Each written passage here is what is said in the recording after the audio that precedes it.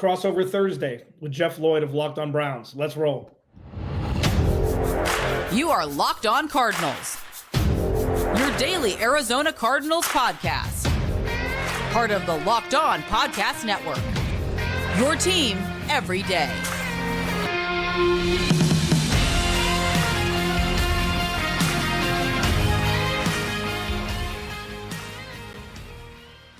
It's Thursday.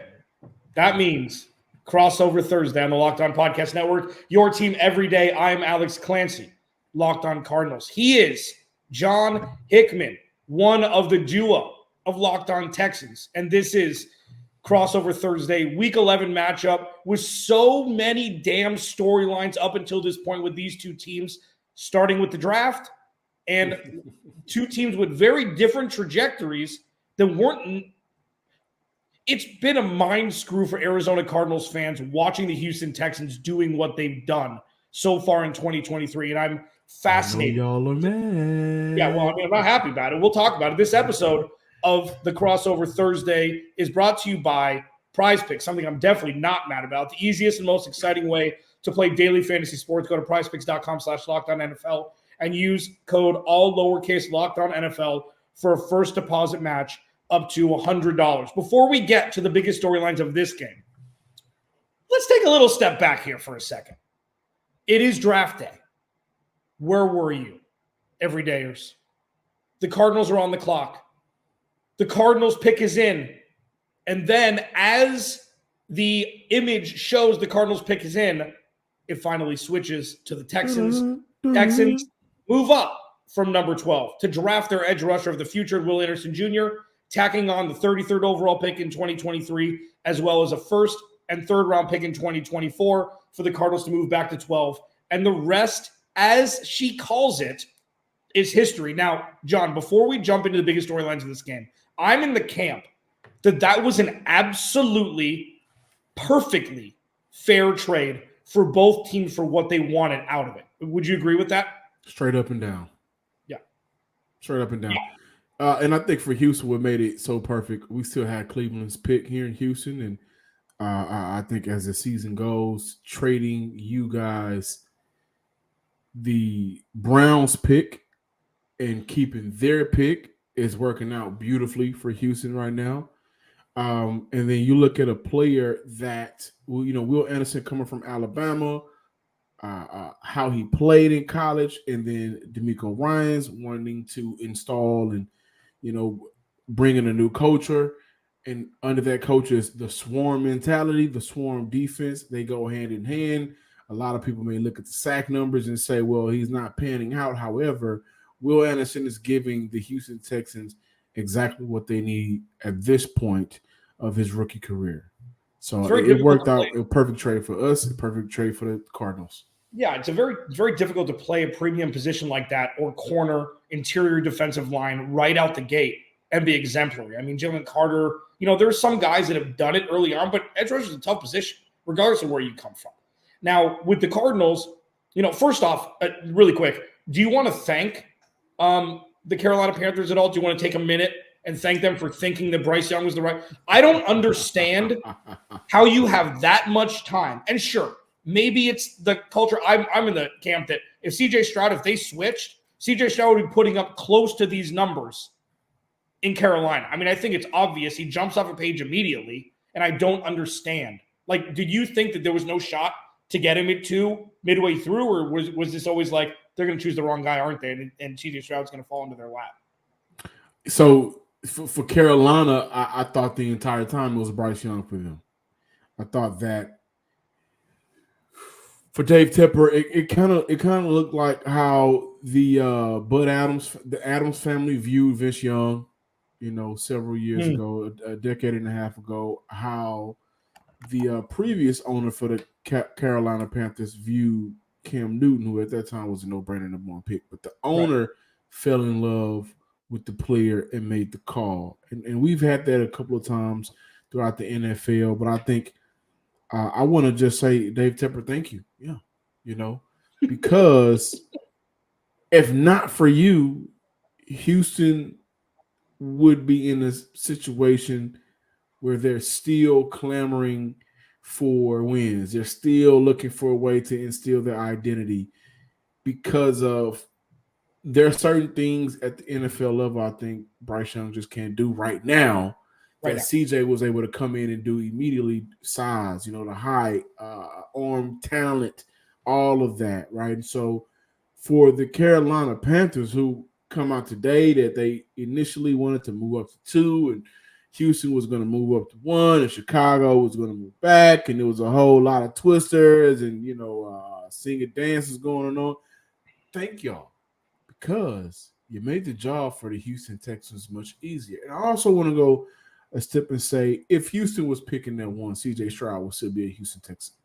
Yeah. No, and I think you're right. I don't get it. I think people just get blinders. They're like, this is the guy, he's smart. I equate him to Greg Maddux, where he relies on his accuracy, not the speed and not anything else to be able to, level up and be elite. I just don't know if it'll translate to this level. And I'll tell you what, Cardinals, we're thanking the media members and, the fans and everything. We're thanking Carolina also, because that gave the Cardinals, I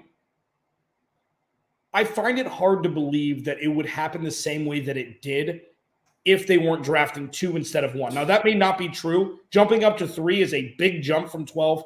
Regardless of how it happened, we're here now. The Texans are 5-4. How CJ Stroud is winning is almost crazier than the numbers he's putting up, because he's got the ice in his veins gene. He's got the I can huck it gene. He's got the I can read defenses gene, and it's just happening so quickly. Now with Kyler Murray coming back, this is going to be an incredible matchup. And how the Cardinals got here is not as sexy, but it was necessary in an effort to bottom out, build a new foundation instead of keeping together the old foundation with crazy glue and Band-Aids like Steve Keim did. Right. And start fresh and coach the right way. And that's what's happened. I mean, the rookies from Monty Osborne's first class have been excellent. Garrett Williams coming back, BJ Ojulari finally healthy. Paris Johnson Jr. has played every snap in 2023 so far. And they're still rookies. They're still growing. They're still growing pains. But the Cardinals are positioned for future success, maybe better than they've ever been since their inception. And people say I'm crazy like that, but this has been a franchise who's never won. They've never won. And they got to the big dance. Was it 2008 against the Steelers? Yeah. Was that the year? Yeah. Didn't win. I do want to give the Cardinals credit, and the Cardinals are a franchise that I think with all of the storylines that's going on right now, outside of how the quarterback situation was handled with Josh Dobbs, and I think it still worked out for both parties. Josh Dobbs is in a place right now where he has an opportunity to maybe take a team to the playoffs as a scientist, which is something, it's not rocket science. Well, it's not quarterbacking. Yeah. But with Kyler Murray coming back, you look at a team that has an opportunity to see what they have in their former franchise quarterback before they want to make a decision moving forward. And like you mentioned, the rookies are working out. Some of the players are working out. But how good has Jonathan Gannon been for this rebuild in year 1? I think that's a big storyline for you guys coming in. Bring in Jonathan Gannon, you kind of get rid of everything else, start from ground up like Houston had to with DeMeco Ryans in a sense.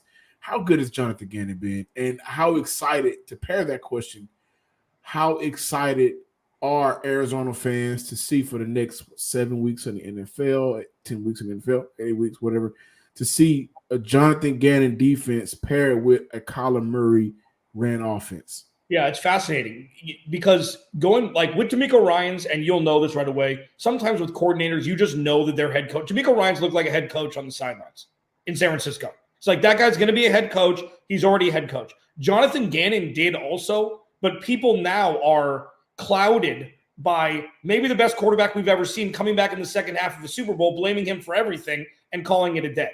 And then him having a weird introductory press conference where, oh no, he showed emotion. So now he's a weirdo. He's eclectic. He's not a leader of men.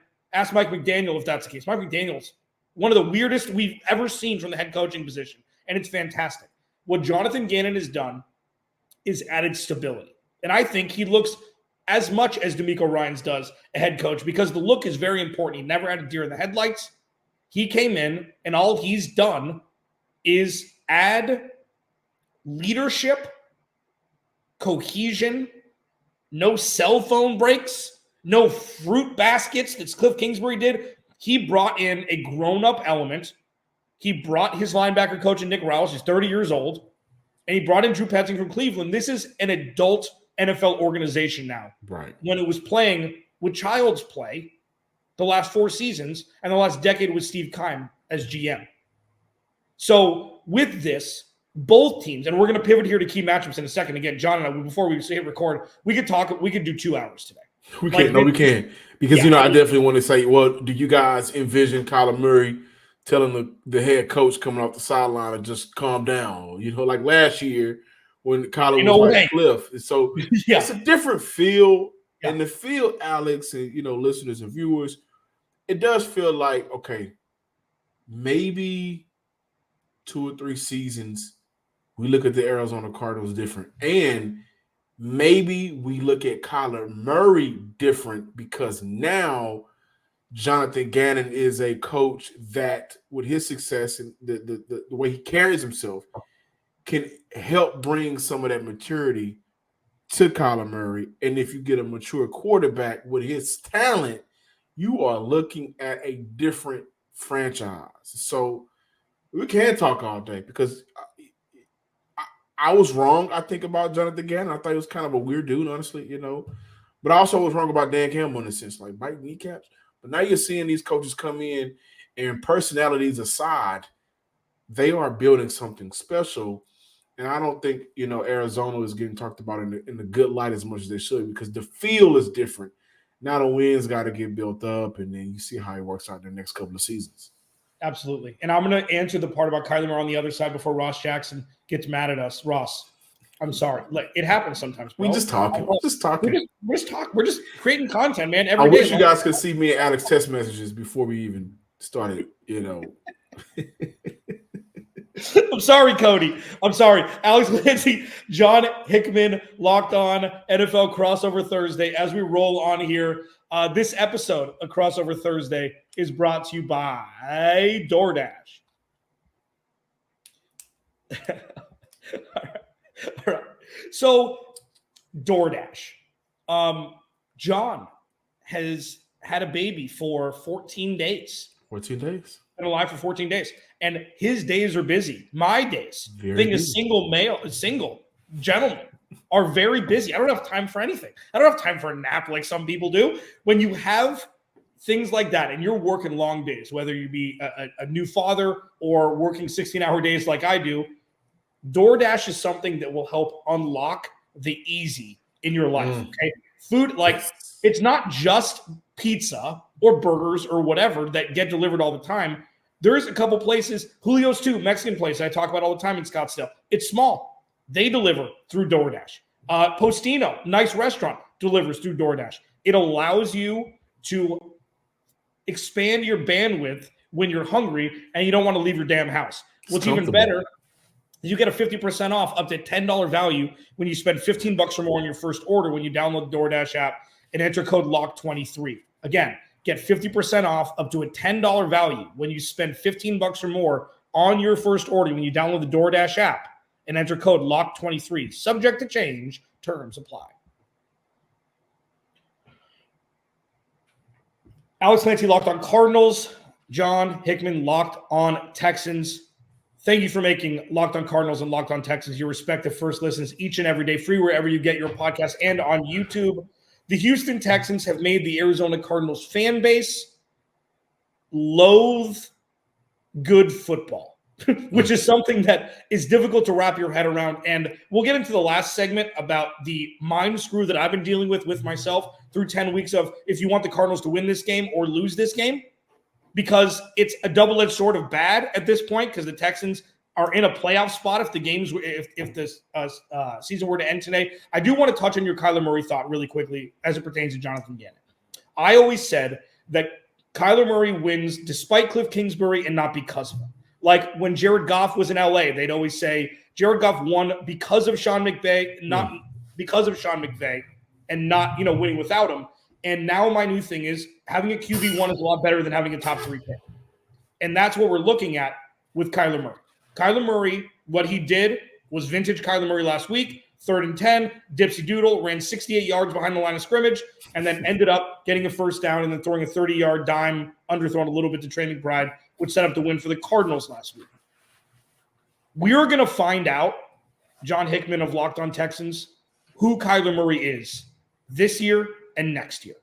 Because you're right. They've got an adult in the room. There's an offense that he can run that's stable, that's not just huck it down the field and hope things work out. And he's not going to be relied upon to bail out things that are going against him like he's had to deal with Cliff Kingsbury. So that's very astute of you to think that. Now, he plays very well in Texas. Okay? He's been with the Cowboys mainly, but going into Houston, there's so many sports porn game matchups on Sunday. Sports porn? Sports porn, right? Isn't that like food porn? Isn't that when you see pictures of sports porn, whatever? Like, okay, no, I like that. I'm using that movie before. I gotta watch it with the balls. It's PG, and it's PG, because you preface it with the word before it.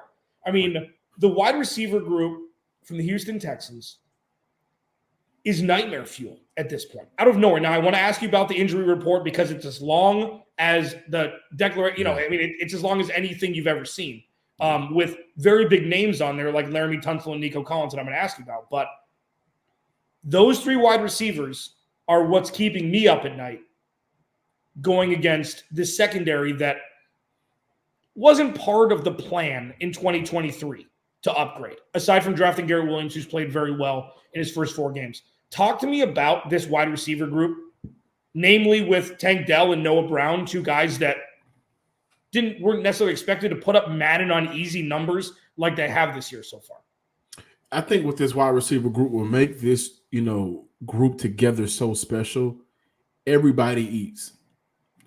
Week 1 and 2 is Nico. Week 3 is Tank Dell. Week 4 is Dalton Schultz. The last couple of weeks, it's Noah Brown putting over 320 yards in 2 games.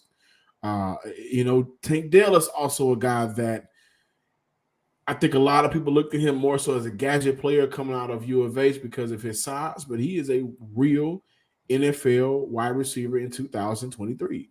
And so a lot of times when you game plan for a lot of the top quarterbacks in the NFL, Joe Burrow, you also got a game plan for, Higgins and Jamar Chase. You got a game plan for a Tyreek Hill if you're playing Miami. You got a game plan for a Devontae Smith and A.J. Brown. But for Houston, I think that, of course, you're game planning for all of them, but it makes it difficult because each week we don't know who's going to be the top guy. And I think that's what makes it so fun. You look at Nico Collins, he's a guy that has been Houston between him and Noah Brown, but more so consistently Nico Collins throughout the year. I think he's like top 5 in the league in yak yards for a certain amount of snaps played. He's been great for Houston in terms of catching the ball and picking up an additional 8 to 15 yards, 15 to 17 yards. Tank Dell has been a player who, once he's in space, and he's making guys' jobs, nightmares in terms of being able to tackle him. And he's small, but he's shifty. And he's able to get open off the line of scrimmage. He is an excellent route runner. It's hard to jam him. And a lot of teams are trying to, I think, match his speed so that they're giving him a free release to maybe just try to take it away. But he is so good. Yeah. And Dalton Schultz, I think we talk about the free agent signings for Houston this year, Shaq Mason, Denzel Perriman, who's out 3 games now. They did a lot of good things, Sheldon Rankins, but Dalton Schultz in this offense, especially within the last 5 games, starting to click more. And you're seeing him become more of a factor for this Houston Texans offense. So you're looking at the wide receiver matchups, the pass catchers. I just don't know who you game plan for. That makes this team very dangerous because they know how they want to attack. And then you have a quarterback who just get open and I'll find you. I just need maybe 2 or 3 yards of separation and I'll find you because of that arm talent. Not necessarily the strength, which he has, but the accuracy and anticipation for a wide receiver coming out of that break. Now, when I look at the biggest, key matchups for the Arizona Cardinals, we talked about how the Houston Texans traded up for Will Anderson. And I think with the return of Kyler Murray, if there's any game where it's imperative for Houston to see that motor, that sheer will, that unstoppableness that he just doesn't stop out of Will Anderson, it's this game. and correct me if I'm wrong. I think with Kyler Murray, he makes those unscripted plays seem so easy because a lot of times defenders are also unscripted, trying to stop him.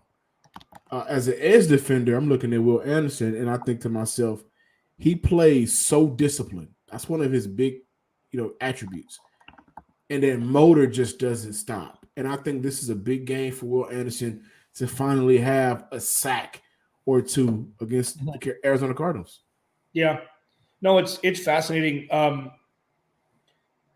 The Cardinals' offensive line is riddled with injuries. 26 sacks so far this year, I think. Yeah, it's been tough. I mean, early on, Josh Dobbs wasn't ready, so he was holding on the ball way too long and took some unnecessary sacks. But I've always said that the best offensive lineman the Arizona Cardinals have is Kyler Murray's legs, and that's what it's been, and that's what it'll continue to be until they draft, hopefully, a bookend left tackle in the 2024 draft in the top 5.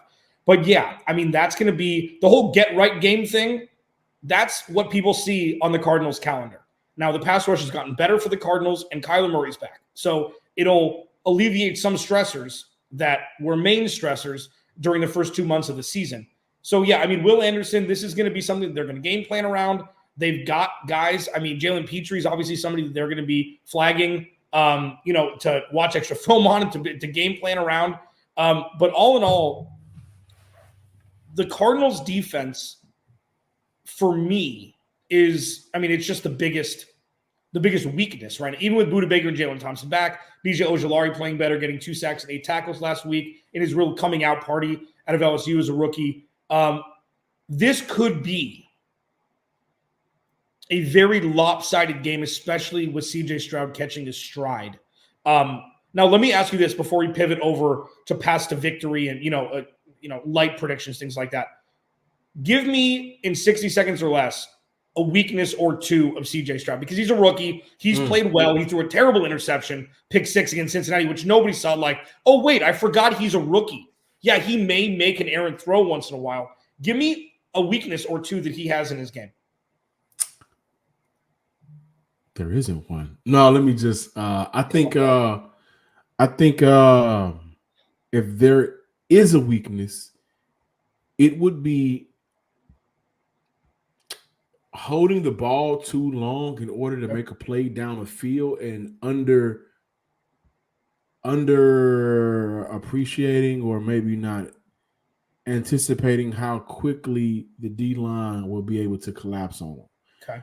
And I think that's a weakness for him because at times, like we saw it, that play where the NFL, they got cameras for everything else in the end zone, but didn't have a camera for Robert Woods, and did he step out of bounds or not? Right? Like you and I just find it funny. No fun league, but that play, I mean, you just saw a lot of what CJ Stroud was doing in the back. Now, B.J. Ojulari, another fellow rookie, he's playing well. He's a fast guy. I think sometimes he may underappreciate how quickly the front seven can get to him. And I think at times he'll hold the ball too long. I think that's his weakness right now. He's very careful with the ball. He has a couple of dropped interceptions. So instead of 2, maybe 5 on the year, still very good. Not Josh Allen type of numbers. But I think that's his weakness. So sometimes it's okay to just get rid of the ball. And I've got a path to victory for the Cardinals that I'll hit off on our final segment here as we roll in to pass to victory segment ahead of the Week 11 matchup in Houston. Arizona Cardinals going into Houston to play the Texans in the where the hell are Arizona Cardinals going to pick in 2024 Bowl? John Hickman, Locked On Texans, Alex Clancy, Locked On Cardinals as we roll on here on a Crossover Thursday. Your team every day. This episode of Crossover Thursday is brought to you by Jase Medical. I got to do it differently every time. I can't do the same inflection every time or I'm going to go crazy because we love Jase Medical here and we like to mix it up because we spend a lot of time talking together. Us, you, everydayers, us, John and myself, we get fired up together on wins and losses, namely losses for the Cardinals so far this year, who starts, who sits, whatever it is. And I'm thankful for that connection that we have. But today, I want to talk, a little bit more personally with you. And I just learned that you can get a 1-year supply of ED medication. You realize what that means, right? Like bring on extended travel, bring on the next natural disaster, supply chain issue. You're covered, my friend. You don't have to worry about whether or not you can refill your generics for Cialis or Viagra. And this is possible because of our friends at Jace Medical. Go online right now at jacemedical.com to receive your 12-month supply on your daily medication. Remember to use promo code LOCKEDON at checkout for a discount as well. A verified customer had this to say about Jace.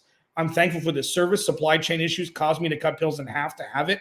I ordered most of my daily meds with a year's supply.